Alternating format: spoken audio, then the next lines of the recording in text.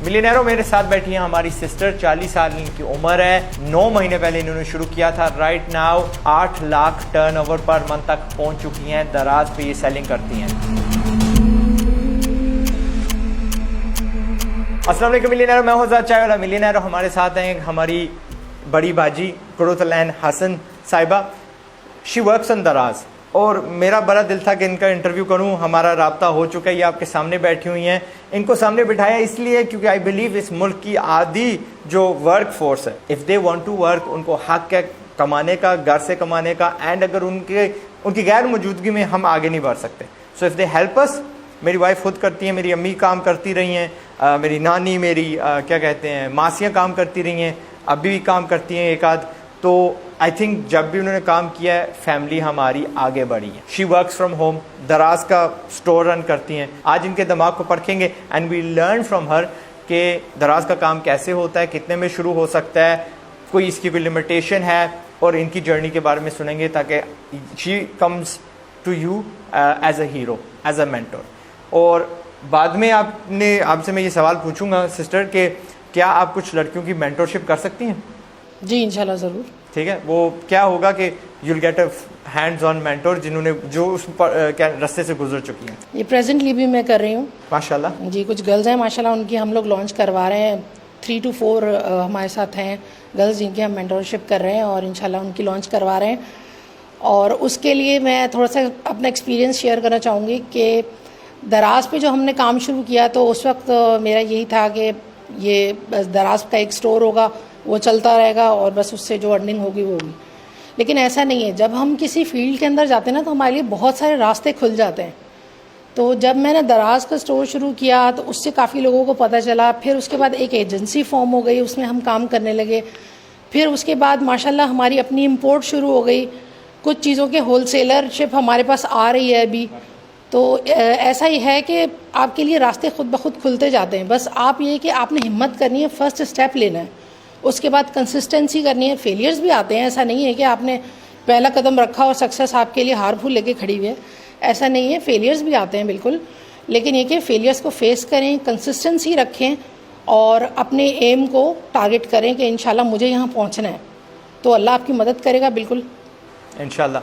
आपने सनी अली भाई का नाम सुना हुआ है? She is going to be the female alternative to Sunny Ali भाई जान इंशाल्लाह। लेकिन दराज में फिर क्योंकि मैं अंदर के सवाल पूछ लेता हूँ, बट आई वांट टू सी कि आज ये कहाँ पे हैं। दराज से की अगली जो जर्नी होती है वो होती है अमेज़ॉन। क्या आप अमेज़ॉन पे पहुँची हैं?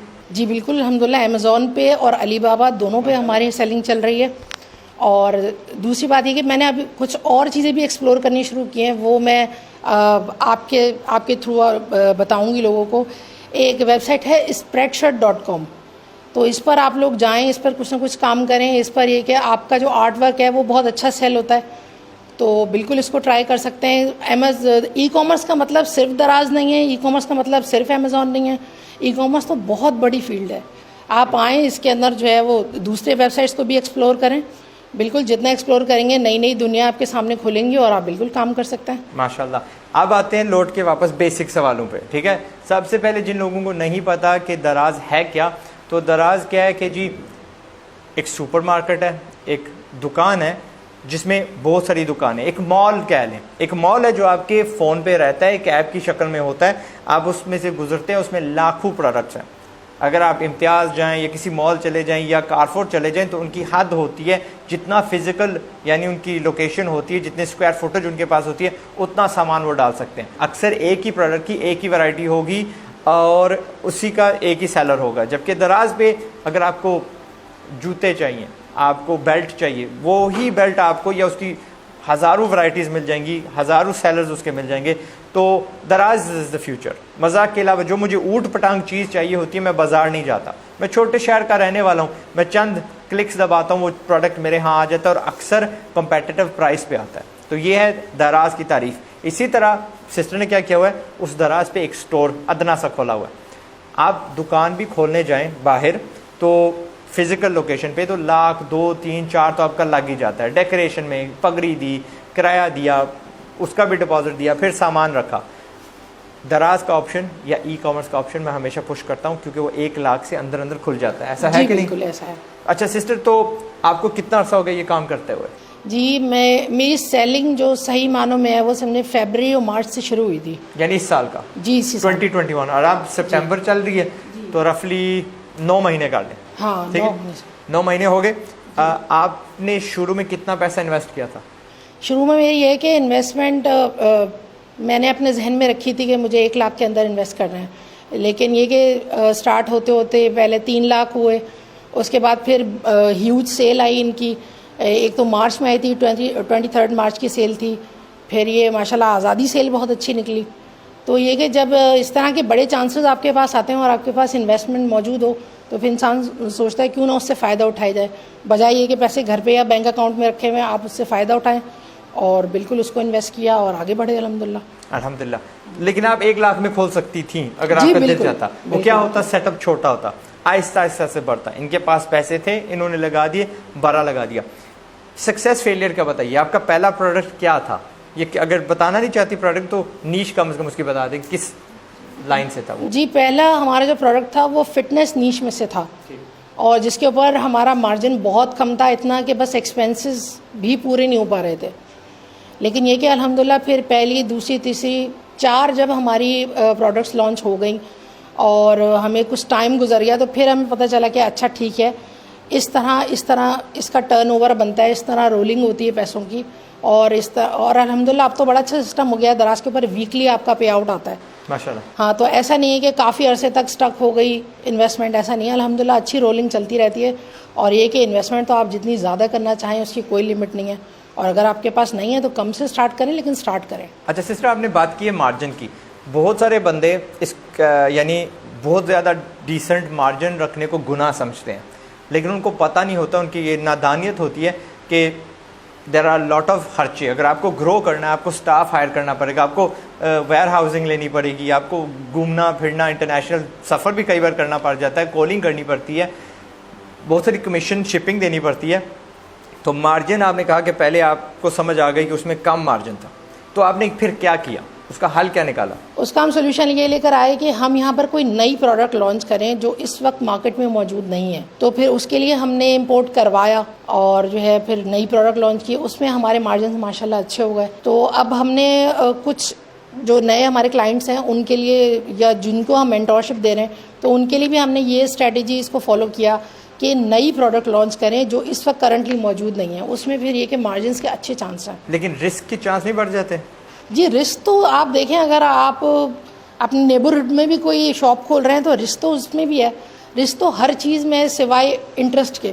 अगर कोई आप इंटरेस्ट खा रहे हैं तो उसमें रिस्क नहीं है, बाकी हलाल काम में तो बिल्कुल रिस्क है, तो वो कहीं पर भी आ सकता है। तो ये जो रिस्क है, कैसे बंदा इससे बच सकता है? यानी ज़ाहिर है कैलकुलेटेड रिस्क भी किसी चीज़ का नाम है। तो आप कौन सा हरबा इस्तेमाल करती हैं, इनको रेकमेंड करती हैं कि ये वाला हरबा इस्तेमाल करें, आपको समझ लग जाएगी कि अगला प्रोडक्ट यूनिक सा कहाँ से आपने लेके आना है और उसके चांसेस यानी फेल होने के कम हो जाएंगे? जी बिल्कुल, फिजिबिलिटी बनाएं। इसकी शीट्स होती हैं बहुत सारी, फिजिबिलिटी के अंदर आप अपने सारे कमीशन वगैरह डालकर कैलकुलेशन कर सकते हैं कि इसका क्या है। अच्छा, और सबसे पहले ये कि आप जब लॉन्च कोई नई चीज़ कर रहे हैं तो उसका सैम्पल प्रोडक्ट कम लेकर आएँ, सैम्पल शिपमेंट कम लेकर आएँ। तो आपके जब लिमिटेड पीसेस होंगे, लिमिटेड यूनिट्स होंगे, तो वो अगर निकल जाएंगे तो आपको पता चल जाएगा, और अगर नहीं भी निकलेंगे तो बहुत बड़ा आपको उसके अंदर ऐसा धचका नहीं लगेगा कि अब मेरा काम ही बंद हो गया। यानी हमेशा बेबी स्टेप्स लिया करें, ज़्यादा फनी हानि दिखाने की ज़रूरत नहीं है। Anything can fail. मेरे हाथ तो बहुत सारी चीज़ें फेल हुई हैं। काफ़ी लोग समझते हैं कि मैं जिस चीज़ को हाथ रखता हूँ वो सोना बन जाती है। That is not true. Lots of things are failed, लेकिन फेलियर से मैंने सीखा और मैंने इतना बड़ा उनके साथ कदम नहीं लिया कि मेरी बर्दाश्त से वो बाहर हूँ। तो सिस्टर भी यही कह रही हैं, जो भी आपने प्रोडक्ट लाना है लिमिटेड क्वांटिटी में लाना है। फ़र्ज़ करिए इन्होंने वो गलती कर दी, वो स्टॉक ला लिया, लेकिन खुद लाने की और भी फ़ायदे हैं ना। पाकिस्तान में होलसेलिंग में बिक सकता है, बिल्कुल है, पाकिस्तान में ओलेक्स को बिक सकता है, दुकानों को बिक सकता है, etcetera. So it's not the end of आपका जो सफ़र है, उसको निकालने के बहुत सारे तरीके हैं। फेसबुक मार्केट प्लेस पाकिस्तान में खुल चुकी है, वहाँ बिक सकता है। बट आपने सिस्टर की मान लेनी है, थोड़े प्रोडक्ट लाने हैं। प्रोडक्ट बंदा कहाँ से लाए? पाकिस्तान से, बाहर से? और अगर पाकिस्तान से लाना है कैसे सोर्स करे, बाहर से लाना है तो कैसे सोर्स करें? जी, सबसे पहले तो ये कि जब आप स्टार्ट कर रहे हैं तो बेहतर है कि आप अपनी लोकल होलसेल मार्केट को टच करें, उसको पूरा विजिट करें, पूरा सर्वे करें। उसमें आपको अंदाज़ा होगा कि क्या चीज़ है जिसमें मुझे मार्जिन मिल सकता है। तो पहली सोर्सिंग तो आप वहीं से करेंगे। लेकिन ये कि जब आपकी लॉन्च हो चुकी होगी, 1 या 2 प्रोडक्ट्स आपकी आ चुकी होंगी, तो आपको थोड़ा सा मार्केट का अंदाज़ा हो जाएगा। उसके बाद फिर नई प्रोडक्ट लेकर आएँ आप। इस वक्त चाइना से सबसे ज़्यादा आ रही हैं, आप चाइना से ले आएँ, वहाँ से लाना भी आसान है। कौन सी सिस्टर, यानी आपको पता है जब पर्चा होता है तो उस्ताद से हिंट मांगी जाती है, तो आप भी कोई इनको हिंट दे दें कि फ़लाँ मार्केट वाली या फ़लाँ नीश वाली फ़लाँ कैटेगरी की चीज़ अगर आप बेचेंगे तो आपके चांसेस बढ़ जाएंगे कामयाबी के, और कौन सी चीज़ इनको कतई नहीं बेचनी चाहिए? जी, इस वक्त दराज पे ये कि ऑलमोस्ट हर कैटेगरी में चीज़ें बिक रही हैं और उसको माशाल्लाह लेने वाले भी हैं। आप मार्केट आपकी है बिल्कुल, उसमें कोई शक नहीं है। लेकिन ये कुछ कैटेगरी से अवॉइड करना चाहिए, जैसे जो प्योर मेंस कैटेगरी होती है, जैसे जो चीज़ ऐसी जैसे वॉच है या सॉक्स हैं या जो चीज़ या वॉलेट है जो प्योर सिर्फ मैन यूज़ करेंगे, उससे आप लोग अवॉइड करें, क्योंकि उनको ये कि ज़्यादातर लोग रिटर्न करना उनको आसान लगता है कि ऑफिस जाते हुए जो है वो रिटर्न करके चले गए, और इसमें फ्रॉड्स भी काफ़ी सारे होते हैं। तो बेहतर है कि उनको अवॉइड करें उस कैटेगरी को। इसके अलावा किचन की नीश में आप जा सकते हैं, होम एंड किचन में, बेबीज़ में जा सकते हैं, टॉयज़ में जा सकते हैं। इनमें माशाल्लाह अच्छे मार्जिन्स हैं। कंपटीशन भी बेशक बहुत है, लेकिन ये कि मार्जिन्स भी आपको मिल जाते हैं माशाल्लाह। चंद ऐसे प्रोडक्ट्स जो आप एक टाइम बेचती थी, यानी उनका नाम लेके डिस्क्रिप्शन लेके बता दें, लेकिन अब आप नहीं बेचती, और वजह आप बता दीजिएगा। हाँ, नहीं माशाल्लाह ऐसा हुआ कि हम लोगों ने जो प्रोडक्ट शुरू किए तो वो हमारे चल रहे हैं अभी अल्हम्दुलिल्लाह। वो जो एक्सरसाइज वाली इक्विपमेंट वो भी अभी चल रही है। बेशक उसका मार्जिन कम था, बेशक मार्जिन कम है, लेकिन माशाल्लाह उसके ऊपर हम अच्छा रैंक कर रहे हैं, तो फिर हमने उसको छोड़ा नहीं कि कम सही कोई बात नहीं, सेल तो आ रही है अल्हम्दुलिल्लाह। ऐसा नहीं किया आपने कि जाके अपने जो होलसेलर हैं उनको बाईपास करने की कोशिश की to get to the direct source? अब वो असल में कुछ हैवी आइटम था, तो हैवी आइटम को अगर आप इंपोर्ट करने जाते हैं तो उसमें काफ़ी हैसल है। तो बेहतर ये कि लाइट वेट जो प्रोडक्ट्स होती हैं इंपोर्ट उनकी ही की जाए, वो बाय एयर हो जाती है, उनका इतना ज़्यादा हैसल नहीं है। ठीक, ऐसा हो सकता है जिसको हम ड्रॉप शिपिंग बोलते हैं कि बंदा क्या करे, उनके कोई करीब चाचू मामू के हाथ दुकान है, वहाँ एक आध आइटम की तस्वीर खींच के उनसे पूछ लें कि अंकल चाचू मामू ये मुझे आप कितने का देंगे, उसको लिस्ट कर दिया जाए। जी ऐसा कर रहे हैं, बहुत सारे लोग ऐसा कर रहे हैं। लेकिन वो वाला सिलसिला है जब आपको प्रोडक्ट खुद ऑर्डर आता है, घर से पैक करके आप बेचते हैं, ठीक है? इस वक्त जो है ना, मैं रेकमेंड भी यही करूँगी कि जब आप स्टार्ट कर रहे हैं तो आप FBM ही करें, यानी कि फुलफिलमेंट बाय मर्चेंट। आप खुद पिक पैक शिप करें, इससे ये कि आपको एक अच्छा अंदाज़ा रहता है कि भाई क्या मेरे एक्सपेंसेस आ रहे हैं। इसके अलावा रिव्यूज़ भी आपको लेने में आसानी होती है, आप अपनी मर्ज़ी की पैकिंग करके भेज सकते हैं। तो स्टार्ट में, और वैसे भी दराज भी एक लेवल जब आपका मीट करता है उसके बाद उसको फुलफिल्ड बाय दराज में लेता है। तो स्टार्ट में तो आप ऑप्ट कर भी नहीं सकते इस पर कि मैं जाऊँ दराज की तरफ, तो स्टार्टिंग में आपको FBM ही करना पड़ेगा। इनका दोनों में फ़र्क बता दूँ। FBM फुलफिल्ड बाय मर्चेंट का क्या होता है, आप एक इश्तिहार लगाते हैं, जी मेरे पास बेल्ट है, बेल्ट का ऑर्डर आता है, आपके बेल्ट वो मौजूद होना चाहिए या आपकी पहुंच में होना चाहिए, आप उस बेल्ट को पैक करके बेच देती हैं या बेच देते हैं। जो फुलफिल्ड बाय दराज है उसमें क्या होता है, दराज आपको देखता है कि जी आप तगड़े से सेलर हैं, आपकी रेपुटेशन अच्छी है, आप फ्रॉड नहीं किसी के साथ कर रहे, क्या कहते हैं, गफलत नहीं दिखा रहे, तो वो आपको आपका स्टेटस बढ़ा देता है और कहता है अच्छा जी आप क्या करें, 100 जो बेल्ट है हमारे गोदाम भेज दें, जैसे ही ऑर्डर आएगा हम ही उसको पैक करके फौरी भेज देंगे। वो आपकी सरदर्दी चली जाती है। वो भी एक बिज़नेस है जिसको FBA भी कहा जाता है, फुलफिल्ड बाय अमेज़ॉन। तो ये क्योंकि दराज उसका छोटा भाई है, छोटी लेवल का यानी स्टोर है, तो ये भी इससे सीखना मेरे ख्याल में बहुत ज़बरदस्त है। आपने बात की है कि अपना आप अमेज़ॉन पे चली गई हैं। जी जी, अमेज़ॉन पे स्टोर खोल लिया? जी जी। कितनी कंट्रीज़ में? नहीं, अभी तो हमारा UK में ही है। अच्छा। और ये कि अभी हमारा थोड़ा सा लॉन्च के प्रोसेस के अंदर है, तो फिर इंशाल्लाह सेलिंग बहुत जल्द स्टार्ट हो जाएगी इंशाल्लाह। ये जो पाकिस्तानी हैं दराज पे, क्या मैं इनको कहता हूँ स्टार्ट हूँ, करीब अपनी है फौरी महीने के अंदर अंदर बंदा स्टोर खोल लेता है, यानी प्रोसेस, प्रोडक्ट अप्रूवल, रजिस्ट्रेशन, ये महीने के अंदर सारा हो सकता है? हाँ, ऐसा हुआ था कि जब मैंने स्टार्ट लिया था तो उस वक्त तो ऑलमोस्ट 1 मंथ लग गया था अप्रूवल में, लेकिन इस वक्त ऐसा चल रहा है कि सेलर्स सुबह में साइन अप किया तो शाम तक उनका अप्रूव भी हो गया। तो अब काफ़ी सारी चेंजेस आई हैं और काफ़ी ईज़ ऑफ प्रोसेस हो गई है। दराज भी पाकिस्तान को सीरियस लेने लग गया, दैट्स रियली गुड, अल्हम्दुलिल्लाह। अच्छा सिस्टर, एक सवाल सबके जहन में होगा, अगर आप माइंड नहीं करती, आपकी एज क्या है अभी? ज़रा इसी साल आपने शुरू किया है, इनका हौसला बढ़ जाएगा। जी बिल्कुल, मेरी एज 40 ईयर्स है माशाल्लाह। और ये है कि जब मैं अपने फैमिली के, जैसे मेरे बच्चे छोटे थे, बड़े हो गए, स्कूल गोइंग, कॉलेज गोइंग हो गए, तो फिर मैंने स्टार्ट लिया कि अब ठीक है मेरे पास टाइम है और मैं फैमिली को इग्नोर नहीं करूँगी, क्योंकि ज़ाहिर है एक टाइम होता है, बच्चों को आपकी बहुत ज़रूरत होती है, माँ की ख़ास तौर पर, तो बेहतर है कि आप अपने फ़राइज़ को निगलेक्ट ना करें। यानी उम्र की कैद नहीं है। बड़े बड़े बिजनेसेस हैं जो लोगों ने यानी 60s में शुरू किए हैं, 40s यू स्टिल हैव माशाल्लाह काफ़ी, अल्लाह आपको लंबी ज़िंदगी दे, यानी ज़िंदगी का एक्सपीरियंस भी होता है, विजडम भी आपके पास होती है, एंड नाउ उससे आप यानी कोई भी बिज़नेस शुरू कर सकते हैं। सिस्टर, इस दराज के बिज़नेस में आने के लिए, स्टोर शुरू करने के लिए कोई पर्टिकुलर स्किल सेट की ज़रूरत होती है? कोई खास किस्म का बंदा होता है, खास तबका होता है, खास तालीम की ज़रूरत है, या कोई भी कर सकता है? डिस्क्रिप्शन ज़रा दीजिएगा। देखिए, बिल्कुल कर सकता है, कोई भी कर सकता है, लेकिन मैं रिकमेंड ये करूँगी कि सबसे पहले आप किसी भी फील्ड में जाएँ, उसको सीखें, आप देखें कि ये काम किस तरह होता है। क्योंकि मैंने जब स्टार्ट किया, मैंने सोचा कि मैं सीखूंगी नहीं, और मैंने बगैर सीखे स्टार्ट किया कि बस ये एक शॉप होती है, उसके बाद लिस्टिंग करते हैं और बस शुरू हो जाता है। नहीं, ऐसा नहीं था, इसके अंदर फेलियर के चांसेस बहुत होते हैं। बेहतर है कि किसी भी फील्ड के अंदर आप जाएं, पहले सीखें, उसके बाद स्टार्ट करें। सिस्टर, आपके जो पहले प्रोडक्ट्स है वो यानी उसमें कोई आपको फेलियर देखना पड़ा या सब के सब चल पड़े?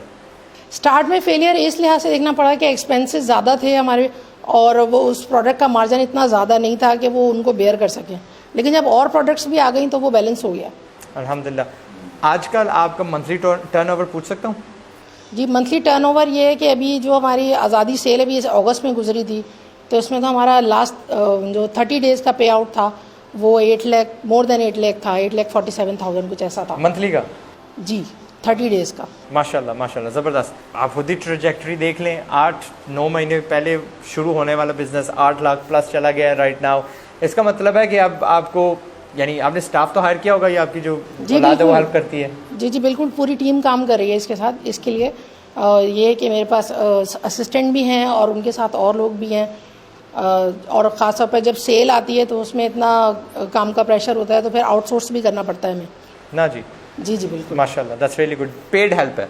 हाँ, बिल्कुल पेड हेल्प। अच्छा, ज़बरदस्त। सिस्टर, एक प्रोडक्ट ये ढूंढने जा रहे हैं, उसके 3 कैरेक्टरिस्टिक्स बताइएगा। उसका वेट, उसकी प्राइस, और उसमें मार्जिन कितना होना चाहिए, ग्रोस मार्जिन कितना होना चाहिए, यानी 100 रुपये का लिया कितने का वो बिकना चाहिए? हाँ, देखें, जब हम कोई भी प्रोडक्ट जाते हैं ना, उसका एक क्राइटेरिया होता है, तो हम कोशिश करेंगे कि हमारी लाइट वेट प्रोडक्ट हो, वेरिएशन उसके अंदर कम से कम हो, ना हो तो सबसे अच्छा है, लेकिन अगर हो तो कम से कम हो, और ये कि 500 बिलो 500 जो है वो उसकी प्राइस हो।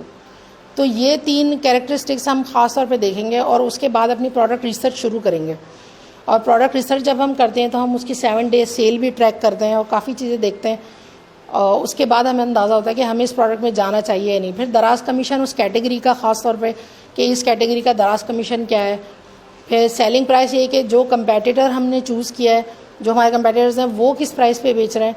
तो इन सारी चीज़ों को आप देखते हुए फिर फोरकास्ट करते हैं कि क्या हमारे कॉन्सिक्वेंस या क्या रिजल्ट्स होंगे हमारे। अच्छा सिस्टर, बात पीछे रह गई ये मार्जिन की, वो नहीं आपने बताया कितना मार्जिन ग्रोस होना चाहिए? ये ग्रोस मार्जिन ये कि जब आप सारे एक्सपेंस निकाल लेंगे, इसमें दराज कमीशन आपकी कैटेगरी का होगा, आपके पैकेजिंग एक्सपेंसेस हैं, आप अगर कोई हेल्प हायर कर रहे हैं तो उसके एक्सपेंसेस हैं, और सारे एक्सपेंसेस निकालने के बाद ग्रोस मार्जिन आपका 15 to 20 ऑन पेपर अगर आ रहा है, तो जब वो सेलिंग पर चली जाएगी तो according to competition, depends on competition, तो आपका फिर 8 to 10% रह जाता है प्राइस वॉर में जाने के बाद। यानी अगर आप 2-3 लाख रुपए की सेल कर देते हैं तो फिर आपके पास 20 से 40 हज़ार रुपये बच जाएंगे जो नेट प्रॉफिट में आ जाते हैं। सिस्टर, आपने जिक्र किया कि दराज की जो कमीशन है वो वैरी करती है कैटेगरी टू कैटेगरी। बजाय कि मैं आपको पूछूं कि एक कैटेगरी का बताएं, मुझे बता दें सबसे कम क्या कहते हैं कितना होता है और सबसे ज़्यादा कितना होता है? देखिए, मुझे वैसे ज़्यादा अंदाज़ा तो उन्हीं नीशेस का है जिनमें हमारा काम हो रहा है, लेकिन ऐसा है कि 10%, 11% भी है और 20 to 22% भी है। यानी जो भी आप कैटेगरी में जाना चाह रहे हैं आपको पहले रिसर्च करनी पड़ेगी कि दराज इसमें कितना चार्ज कर रहा है। मैं वाज़े तौर पे तो नहीं कह सकता, लेकिन मुझे ये होगा कि जो महंगी चीज़ें होंगी, इलेक्ट्रॉनिक्स हो गया, ज्वेलरी हो गया, उसमें कम परसेंटेज होगा, और जो कपड़े वगैरह होंगे उसमें यानी 19, 20, 22 जैसा होगा। ठीक है, यानी उनमें वैसे ही इस इंडस्ट्री में ज़्यादा पैसा होता है। अच्छा सिस्टर, चंद जो आखिरी मेरे सवाल होंगे वो ये कि अंग्रेज़ी कितनी ज़रूरी है दराज पे, या इनकी जो ऐप्स हैं वो उर्दू पे चलती हैं कि नहीं चलती? दराज के ऊपर अंग्रेज़ी इतनी ज़रूरी है कि आपको एटलीस्ट रोमन इंग्लिश तो ज़रूर आती हो पढ़नी, और इसके अलावा भी जब दराज आपसे कम्युनिकेट करता है ईमेल पे, तो उतनी इंग्लिश आपको आनी चाहिए कि जिससे आप समझ सकें, बेसिक चीज़ें समझ सकें। ठीक। और अगर हम खुलासा निकालें कि एक बंदा पूरा वीडियो नहीं देखता, सिर्फ ये वाला हिस्सा देखता है, तो 4-5 पहले कदम क्या होंगे किसी को करने चाहिए, रिसर्च से लेकर अपना रजिस्ट्रेशन से लेकर टू गेट द पहली सेल लेने तक? जी, सबसे पहला स्टेप तो ये है कि आपने अपना साइन अप करना है। साइन अप के अंदर आपको 2 चीज़ें रिक्वायर्ड होंगी, CNIC की फ्रंट एंड बैक पिक्चर और चेक की पिक्चर, यानी आपका पर्सनल बैंक अकाउंट होना ज़रूरी है। उसके बाद आप पर्सनल अकाउंट के ऊपर, इंडिविजुअल अकाउंट के ऊपर साइन अप करते हैं और फिर आप अपनी प्रोडक्ट रिसर्च शुरू करें। कुछ क्राइटेरिया मैंने पीछे बताए हैं, इसके अलावा भी बहुत से क्राइटेरियाज़ हैं, इसमें आप यूट्यूब पे वीडियोस भी देख सकते हैं, काफ़ी चीज़ें आपको मिल जाएंगी। फिर आप अपनी प्रोडक्ट रिसर्च करें, उसके बाद लॉन्चिंग शुरू करें इंशाल्लाह। दराज शुरू में आपको ख़ुद भी काफ़ी पुश देता है, तो आपकी सेलिंग स्टार्ट हो जाएगी। और दराज का ऐसा मामला है कि मार्केट प्लेस है, मॉल समझ लें, वहाँ पे बंदे पहले ही हैं, ग्राहक मौजूद हैं, आपको सिर्फ वहाँ पे प्रोडक्ट पेश करना है। जितना यानी अट्रैक्टिव आपका प्रोडक्ट होगा उतनी सेल्स बनेगी। लेकिन कोई ऐसा टैक्टिक है कि बंदा बाहर से ग्राहक अपनी दुकान पे बेच सके, यानी दराज पे सिर्फ रिलाई ना करे? सोशल मीडिया चैनल्स के ऊपर आप बहुत कुछ कर सकते हैं। आप फेसबुक के ऊपर लगा सकते हैं, मार्केट प्लेस पर लगा सकते हैं, और इसके अलावा इंस्टा के ऊपर आजकल बहुत चीज़ें, इन्फ्लुएंसर्स होते हैं और चैनल्स तो बहुत हैं आपके पास, सेल का तो कोई हद ही नहीं है। व्हाट्सएप पे आप रिकमेंड करेंगी कि कोई बंदा अपना वो कहेगा यार देखिए ये मेरी दुकान है, इससे ये चीज़ आप ले सकते हैं, वुड यू रिकमेंड दैट? दराज पर हम कोशिश करते हैं अपनी शॉप नेम रिवील ना करें, क्योंकि आप देखें किसी भी ऑनलाइन चैनल के ऊपर कोई शॉप जो है रिव्यूज़ के ऊपर खड़ी हुई होती है, तो अगर आप अपना शॉप नेम रिवील करेंगे, अपने प्रोडक्ट्स रिवील करेंगे, कुछ नहीं पता कि कोई भी आपको नेगेटिव रिव्यू दे और आपकी शॉप जो है वो उसकी रैंकिंग ख़त्म हो जाए, कम हो जाए। अपना ही कोई जो आपकी बेहतरी ना चाहता हो, अपने ही दुश्मन होते हैं घरों में, फैमिलीज़ में। ऐसा हो सकता है कोई सरील बंदा जाके वहाँ पे 2-4 नेगेटिव रिव्यूज़ दे दे, हकीकत पे वो मबनी नहीं होंगे, 2-4 रिटर्न्स डाल दे, तो आपकी जो रैंकिंग है गिर सकती है। तो इनकी ये एडवाइस बहुत वैल्यूबल है, बहुत कीमती है। किसी को ना बताइएगा कि ये मेरा स्टोर है। ज़्यादा से ज़्यादा ये कह सकते हैं हाँ मैं कुछ ना कुछ बेचती हूँ, कुछ ना कुछ बेचता हूँ, बट इस हद तक ही। जी यस, अनफॉर्चुनेटली ये अफसोस की बात है। जो दराज के सेलर्स होते हैं, इनके कोई मीटिंग पॉइंट्स हैं, कोई फोरम्स हैं जहाँ पे ये फिजिकली एक दूसरे से मिलते हों, आइडियाज़ शेयर करते हों? अभी ये दराज सेलर समिट के बारे में आजकल काफ़ी आ रहा है। वैसे देखें आप, मुझे इतना ज़्यादा टाइम नहीं हुआ दराज के ऊपर, 1 साल भी पूरा नहीं हुआ, तो इतना ज़्यादा मुझे इसका अंदाज़ा नहीं है। लेकिन ये कि अभी सेलर समिट आ रहा है जो दराज अरेंज कर रहा है, तो उसमें वो ऐसा है कि काफ़ी सेलर्स को एक जगह किया जाएगा, नेटवर्किंग के चांसेस होंगे। अच्छा, एक चीज़ मैं कहना चाहूँगी कि नेटवर्किंग बहुत ज़रूरी है। किसी भी फील्ड में आप जाते हैं ना, तो उसके जो बंदे होते हैं, जो सेलर्स हैं, या आप किसी भी और फील्ड में काम कर रहे हैं, नेटवर्किंग बहुत ज़रूरी है। आपको पता हो कि ये बंदा मेरा सप्लायर हो सकता है, ये मेरे बायर हो सकते हैं, तो नेटवर्किंग बिल्कुल ज़रूर कीजिए, जितनी ज़्यादा हो सके कीजिए। ये आपके लिए बहुत फ़ायदेमंद हर चीज़ में साबित होती है। ज़बरदस्त। आपने जिक्र किया था एट द बिगिनिंग कि आप अली बाबा पे चली गई हैं, व्हाट डज़ दैट मीन? और आप में यानी हौसला क्या, कैसे पड़ा कि मैं ये कदम उठा लूँ, और इसका मतलब क्या? इसका मतलब ये है कि दराज को अली बाबा ने एक्वायर कर लिया है, और अली बाबा अब काफ़ी इंसेंटिव्स दे रहा है जो दराज के सेलर्स हैं उनको। तो अली बाबा ही काफ़ी पुश कर रहा है कि आप आएँ, दराज के जो सेलर्स हैं उनको पुश कर रहा है कि आप अली बाबा पर आएँ और यहाँ पर अपनी सेलिंग शुरू करें। दैट डजेंट मीन नेसेसरीली कि आप जो है वो मैन्युफैक्चरर ही हों। अगर आप ट्रेडर भी हैं तो आप बिल्कुल कर सकते हैं। और ये जो प्रोडक्ट्स हैं चाइना से लेके अली बाबा पे लगा रही हैं, या पाकिस्तान कोई ऐसा माशाल्लाह प्रोडक्ट बना रहा है? हाँ, इसमें ऐसा है कि जो पाकिस्तान की लोकल अपनी प्रोडक्ट्स हैं जिनमें पाकिस्तान बहुत अच्छा है, आप वो प्रोडक्ट्स अली बाबा पर ला सकते हैं। ज़बरदस्त। यहाँ तक मैं आना चाह रहा था, यानी कि लेडी माशाल्लाह जिन्होंने ये पसे पर्दा, मेरे से बड़े इनके बच्चे हैं माशाल्लाह, कद में, उम्र में नहीं होंगे, but she has manage to एक तो अपना वो कारोबार शुरू कर लिया, फिर जॉब क्रिएट की, ठीक है, फिर क्या किया, इतनी ज़्यादा लड़कियों की वो क्या कहते हैं मेंटोरशिप की, और आगे भी करेंगी, बट लास्टली एक्सपोर्टर बन गई हैं पाकिस्तान के चीज़ों की। वो सामान पाकिस्तान में नहीं बिकेगा, वो अली बाबा की और भी यानी दराज जैसे प्रोडक्ट्स हैं फ़ॉरेन में, अली एक्सप्रेस हो गया, अली बाबा खुद हो गया, वहाँ पे बेचने जा रही हैं। एंड ये अभी इब्तदा है इनकी। शुरू में एक बात थी कि आप शुरू तो करिए, शुरू इन्होंने कब किया? 9 महीने पहले। एंड लुक एट द कारकर्दगी आज। What was the step? वो मेजर क्या था? टर्निंग पॉइंट, शुरू करना।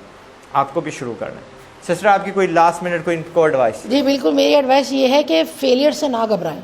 फेलियर्स आएंगे और वो आपको फेस करना पड़ेगा। उसमें ये है कि जब आप कोई भी चीज़ स्टार्ट कर सकते हैं, या तो आप जीत जाते हैं या फिर आप सीख जाते हैं। तो सीखना सीखें, तो सीखें और उसके बाद आगे बढ़ें।